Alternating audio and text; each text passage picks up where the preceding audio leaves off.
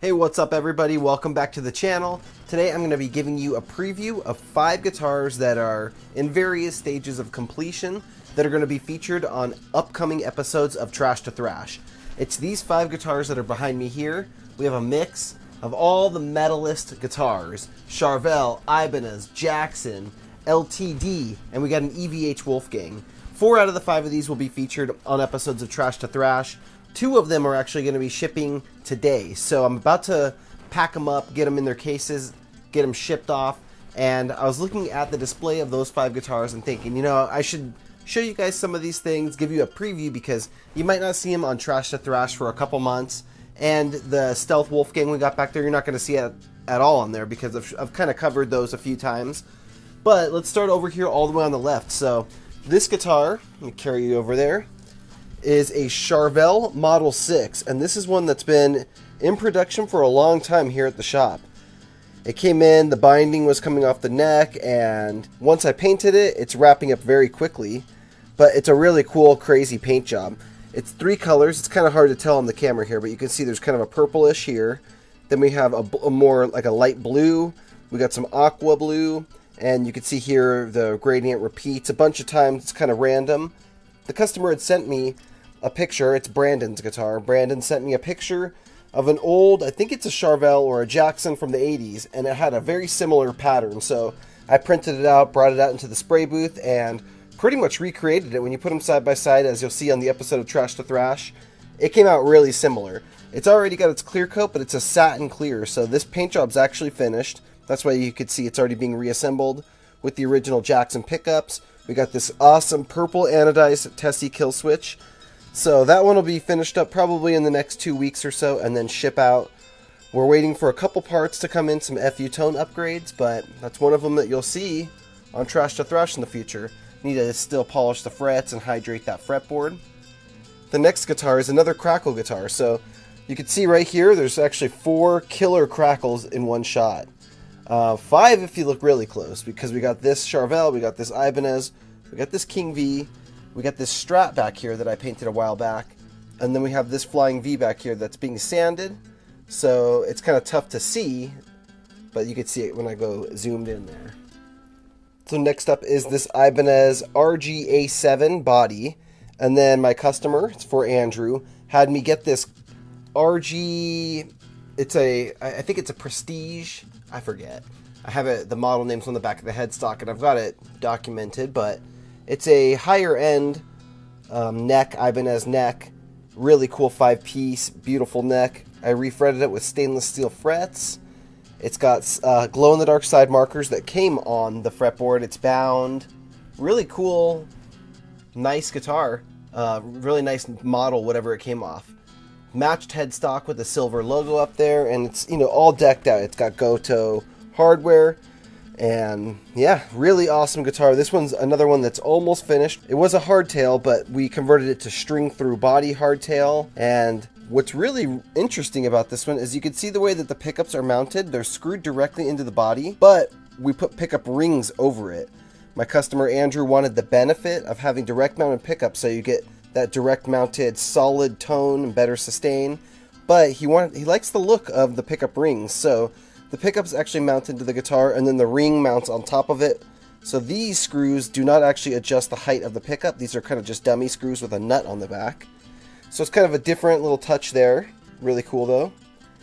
Next up, we have this one that's one of the ones that's going to be shipping today.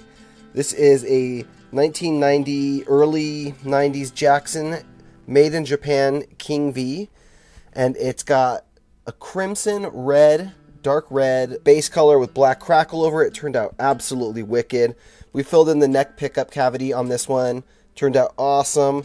It's got a Seymour Duncan Trembucker JB, so a TB4 pickup. We kept the original bridge on this one. This is one that a customer sent in to me for this paint job, and to have me put a GuitarGuts chrome kill switch on it. So that's like a limited edition thing. I still got a couple of those left if any of you guys want one of those. And Master Volume, Master Tone. 24 fret King V. Awesome guitar.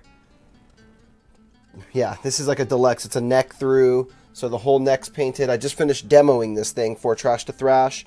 Finished stringing it up this morning and then recorded like the final footage. and all the really cool sweeping photos and videos of it, and then demoed it to jam along with it for the episode, and that thing just, it crushes. Plays great, sounds great. This is something, totally a guitar that I would want in my collection. Then number 4, we have an LTD Korean V500. Some of you guys may remember this. I've showed it on my Instagram page a while back, and it was black and it had a pick guard on it, but we filled the holes for the pick guard. We added the satin white paint job with the dark red, crimson red splatter. It's I think like a 1999 or so model. Rosewood fretboard. Also, it's another neck through. Really cool guitar. This is for my customer James, and he said he wanted extra splatter, looking like they're coming up from the horns. Like, totally brutal, totally awesome looking guitar. You can see we got the matched headstock up there with the LTD logo, the splatter, and then down here on the end we have a Stealth Wolfgang. So I'm going to shine a little more light over here. And it's another one in the series of Stealth Wolfgangs I've done. It's actually the second one I ever did, and the customer had a long-term payment plan with me where we worked out a deal. He's bought a few guitars from me before, so I was totally down to take, you know, $100 every month or every 2 months at some points. And it was like a year-long project, but it's done, it's ready to ship, and I actually made him a case for it. Since I built him other guitars in the past, I built him cases for some of those, and he wanted a matching case, and I don't really do cases anymore. But since he's bought multiple guitars off me, I figured I'd do one more case for him. So this Wolfgang is ready to get packed up for its shipping, and here you can see the case I made for it. My assistant Ryan helped me with a lot of the case, a lot of the wood pieces he cut up and glued together already, and this is kind of a design I came up with like maybe 2 years ago for making custom cases. But we're not really doing them anymore because they just take way too much time, and I don't really make anything off them, but I still, you know, have to charge quite a bit because material-wise, they take a lot of materials, and time-wise, they take a ton of time. So I unfortunately don't have extra time for that. They're made of wood, 1/4-inch plywood. I use like high-grade foam for like high-density foam that would be the same as like furniture. The furniture industry would use for a padding. I buy that in bulk and wrap it with velvet. So that's what all this is here. And you can see I actually traced the guitar in. So it's a custom case just for a Wolfgang. And you can see when the guitar goes in, it is a snug fit. That thing does not move around at all. We got a little bit of padding up behind here just to lightly hold it, so, you know, if it gets slammed during shipping or something like that, or dropped in the case, it's going to have a nice soft protective padding on both sides of it. And the same thing with down here, right above the Floyd Rose. That's going to keep the guitar set down into its spot. And yeah, it gets held in real tight. You can see where the neck joint is, and that fits in real tight. And like I said, it doesn't really move at all. Maybe 1/8 of an inch or so. It's a tight fit. So I put a lot of time into these things and making them nice. We have the little straps here, the nylon straps, to make sure the case stays open when you open it up. We have, of course, a nice handle. We have latches. So we got 4 latches on this side. We got hinges on the other side that I always paint to match the case, so it's gloss black. Hinges on this one. Heavy duty corners on all the corners, so we have 8 of those across this entire thing. And I even weight balance the handle, so that's the last thing I weight to put on. And I put the guitar in the case, and then I find the weight distribution center point. And I actually rock the case standing up on its side over like a round dowel, so I can balance it, and right when it's centered, you know, put the handle right above the center point, or, you know, the balanced center point, not the center of the case, because the body side of the case would be much heavier than the headstock side. So that thing's just about to get packed up, shipped out, and sent to New York from California. Another thing I include in the case is the certificate of authenticity, which tells you the serial number of the guitar. And this one has been in my lineup since it's actually number 44, but the other guitar I'm shipping today, I believe, is like number 63 or something like that. So I printed this one up a little while ago, and the guitar has been mostly ready, kind of waiting to finish the case, waiting for the final payment to come through, and for the restringing at the end. Got, of course, the GuitarGuts seal of authenticity yeah, I guess I printed this at the beginning of December, and now it's the beginning of May. And then there's always a letter that tells the people, thank you for purchasing a guitar from me, and I would love to promote you. If you play your guitar on stage or got pictures, tag me in them and I'll repost them. I put some stickers down here. There's usually, I can see there's a Tessie sticker in there, a couple different GuitarGuts ones, and I theme the GuitarGuts stickers to which model they buy. So if it's an Alien Blood guitar, they'll get black and green stickers. For a Stealth, they'll get black and white stickers. If they order a black and red Crackle guitar, they get black and red stickers. So you get the stickers that match your guitar. And a lot of times I'll throw in like an extra white sticker so they could throw it on their car or something like that. It also tells you the string tuning that it's in.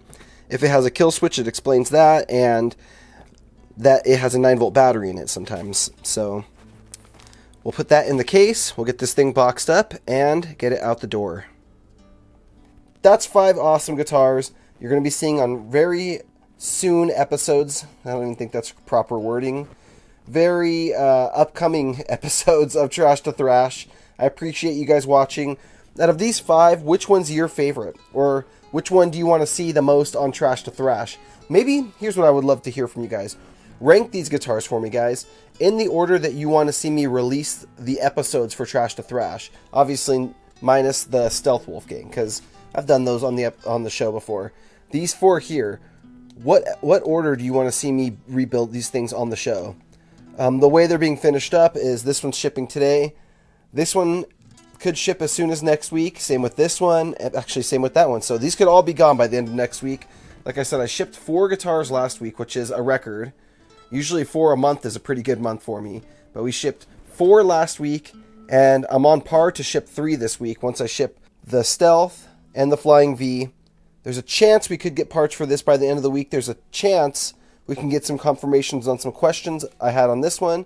It's, it's only Monday right now when I'm filming this. There's a chance that one could even be finished up by next week. So I would love to get 3 out this week. And I'll do another one of these videos for you guys soon. I actually have 5 guitars right behind me that have really sick paint jobs on them that aren't quite this far along in the process, but I want to show you guys that on the next video. So stay tuned for that. I'll talk to you all very soon. Rock on, my friends.